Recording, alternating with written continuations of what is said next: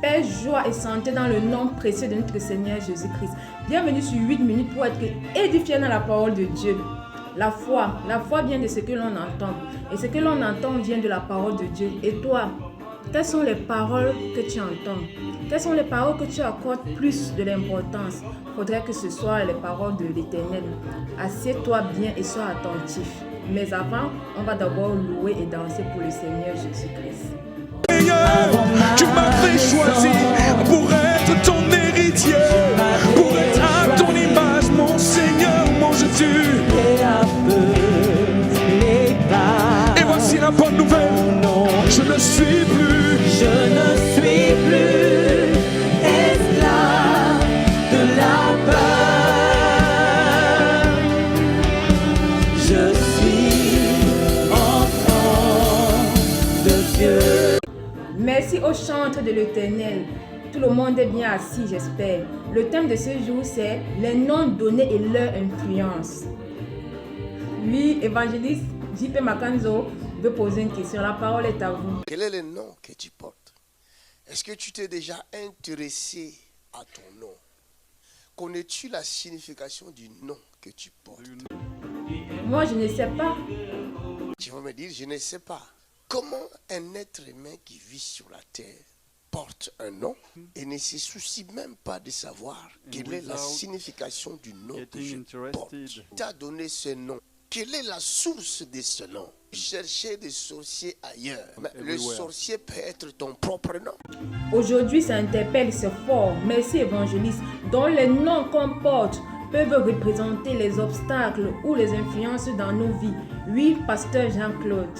Oui, le nom que tu portes peut représenter un obstacle. Si ton nom n'est pas un nom qui confesse, n'est-ce pas, Dieu? Si ton nom n'est pas un nom qui converge avec les opérations divines, qui est favorable à l'action de Dieu, il y a de quoi à prier, le Seigneur, pour que Dieu t'inspire comment il faut traiter cette question. Merci, pasteur. Mais il y a des gens qui portent les noms bibliques, mais leur vie, entre parenthèses, ne reflète pas la qualité du nom qu'ils portent. Vous pouvez nous donner quelques exemples? Oui, le prophète Tété, la parole est à vous. Il y a des personnes qui s'appellent Élie, par exemple. On voit Élie qui est un braqueur. Son activité de braquage, il est mort. Alors le nom Élie qu'on lui a donné, c'est pourquoi? Or, dans la Bible, Élie était un prophète, il accomplissait la volonté de Dieu. J'ai vu des personnes qui s'appelaient Gédéon, des personnes qui s'appelaient Jephthé, mais ils n'ont jamais libéré quelqu'un. Ils n'ont jamais accompli ce qu'on leur a donné. Merci, prophète. C'est-à-dire qu'on ne donne pas les noms pour donner. Soit aller sur Google ou feuilleter même la Bible ou encore le calendrier. Oui, prophète, la parole est toujours à vous. On ne donne pas un nom parce qu'il faut donner. C'est pourquoi plusieurs parents donnent des noms à leurs enfants. Tu regardes l'enfant s'appelle Ruth. Mais tu vois même Ruth, on voit même pas même Ruth avec Boaz. Tout est compliqué.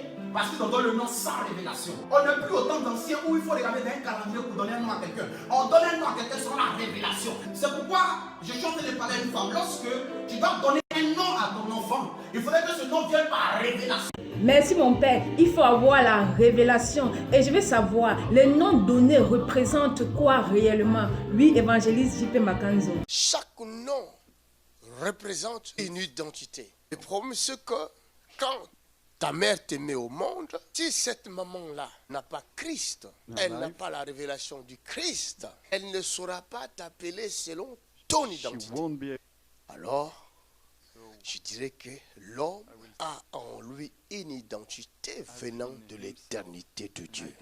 Il faut seulement que l'homme soit connecté à Dieu pour connaître son identité. Évangéliste, on doit être connecté à Dieu comment? La parole de Dieu est un manuel. C'est la raison pour laquelle nous lisons la Bible. C'est pour connaître notre identité. C'est par la parole de Dieu que nous allons nous découvrir ce que nous sommes réellement. Et nous saurons marcher selon la parole de Dieu. Merci évangéliste. Comment faire pour que Dieu nous donne un nouveau nom? Oui, servante de l'Éternel, Philomena. Dieu veut te donner un nom nouveau. Mais pour que Dieu te donne un nom nouveau, bien-aimé, il y a un prix à payer. Tu dois faire quelque chose. Parce que bien-aimé, on n'a jamais quelque chose comme ça. Pour avoir quelque chose, on doit faire quelque chose. On doit faire un effort. Bien-aimé, lorsqu'on obéit à la voix de Dieu, Bien-aimé dans le Seigneur, la Bible dit Dieu conduit le pas de ses bien-aimés. Est-ce que tu es prêt à obéir à ce que Dieu te demande de faire pour te donner un nom nouveau? Merci, servante de Dieu. Il faut obéir à la parole de Dieu comme l'a fait le patriarche Abraham. Oui, pasteur Kofi, la parole est à vous. Le nom Abraham, son nom c'est Abraham, A-B-R-A-M. Un nom qui veut dire père élevé, représentait un obstacle. Pourquoi? Parce qu'il n'y a pas quelqu'un qui est plus élevé que Dieu. Mais voyez-vous, plus tard, avant que les promesses faites à Abraham ne se réalisent, ne s'accomplissent, Dieu a dû changer le nom d'Abraham en celui d'Abraham. Au lieu de père élevé, Dieu va l'appeler père d'une multitude. Dieu va lui donner un nom qui cadre avec la vision que Dieu avait pour Abraham. Merci, pasteur. J'ai une autre question. De quelle manière nos noms seront changés? Faudrait-il qu'on refasse nos extraits de naissance? Oui, Jack ou Georges. Depuis de nombreuses années, mon extrait a été déjà fait par mes parents. Mais comment veux-tu que je change de nom? Alors ton nom qui va te changer, Dieu va le changer dans le monde spirituel parce que ce que l'ennemi a fait sur ta vie a été fait dans le spirituel. Alors le spirituel va rencontrer aussi le spirituel et là, la spiritualité va parler. Merci Jack, c'est spirituellement que ça se passe. À part Abraham, dites-nous aussi d'autres patriarches que Dieu a changé leur nom. Et il continue même jusqu'à nos jours à changer quand tu obéis fidèlement à sa parole. Dieu a changé le nom de Jacob. Et de Jacob, il est passé à Israël. Il y a un homme du nom de Simon, Pierre. Et Simon, il est passé à Pierre, qui signifie le roc.